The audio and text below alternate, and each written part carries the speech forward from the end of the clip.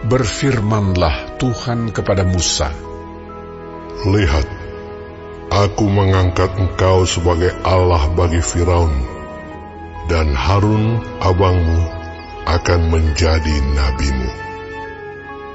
Engkau harus mengatakan segala yang kuperintahkan kepadamu, dan Harun abangmu harus berbicara kepada Firaun, supaya dibiarkannya orang Israel itu pergi dari negerinya.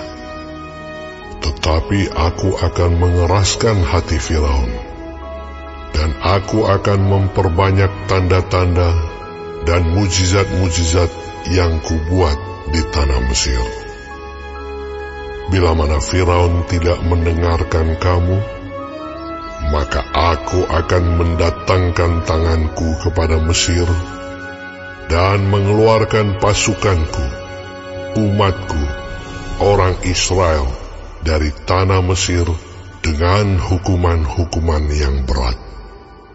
Dan orang Mesir itu akan mengetahui bahwa akulah Tuhan, apabila aku mengacungkan tanganku terhadap Mesir dan membawa orang Israel keluar dari tengah-tengah mereka." Demikianlah diperbuat Musa dan Harun, seperti yang diperintahkan Tuhan kepada mereka. Demikianlah diperbuat mereka. Adapun Musa 80 tahun umurnya, dan Harun 83 tahun, ketika mereka berbicara kepada Firaun. Dan Tuhan berfirman kepada Musa dan Harun, "Apabila Firaun berkata kepada kamu, 'Tunjukkanlah suatu mujizat,' maka haruslah kau katakan kepada Harun, 'Ambillah tongkatmu dan lemparkanlah itu di depan Firaun,' maka tongkat itu akan menjadi ular." Musa dan Harun pergi menghadap Firaun, lalu mereka berbuat seperti yang diperintahkan Tuhan. Harun melemparkan tongkatnya di depan Firaun dan para pegawainya, maka tongkat itu menjadi ular. Kemudian Firaun pun memanggil orang-orang berilmu dan ahli-ahli sihir, dan mereka pun, ahli-ahli Mesir itu, membuat yang demikian juga dengan ilmu mantera mereka. Masing-masing mereka melemparkan tongkatnya, dan tongkat-tongkat itu menjadi ular. Tetapi tongkat Harun menelan tongkat-tongkat mereka. Tetapi hati Firaun berkeras, sehingga tidak mau mendengarkan mereka keduanya, seperti yang telah difirmankan Tuhan. Berfirmanlah Tuhan kepada Musa, "Firaun berkeras hati. Ia menolak membiarkan bangsa itu pergi. Pergilah kepada Firaun pada waktu pagi, pada waktu biasanya ia keluar ke sungai. Nantikanlah dia di tepi sungai Nil, dengan memegang di tanganmu tongkat yang tadinya berubah menjadi ular. Dan katakanlah kepadanya, 'Tuhan, Allah orang Ibrani, telah mengutus aku kepadamu untuk mengatakan, biarkanlah umatku pergi, supaya mereka beribadah kepadaku di padang gurun. Meskipun begitu, sampai sekarang engkau tidak mau mendengarkan. Sebab itu, beginilah firman Tuhan. Dari hal yang berikut akan kau ketahui bahwa akulah Tuhan. Lihat, dengan tongkat yang di tanganku ini akan kupukul air yang di sungai Nil, dan air itu akan berubah menjadi darah.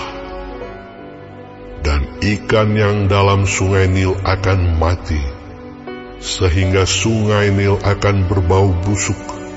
Maka orang Mesir akan segan meminum air dari sungai Nil ini.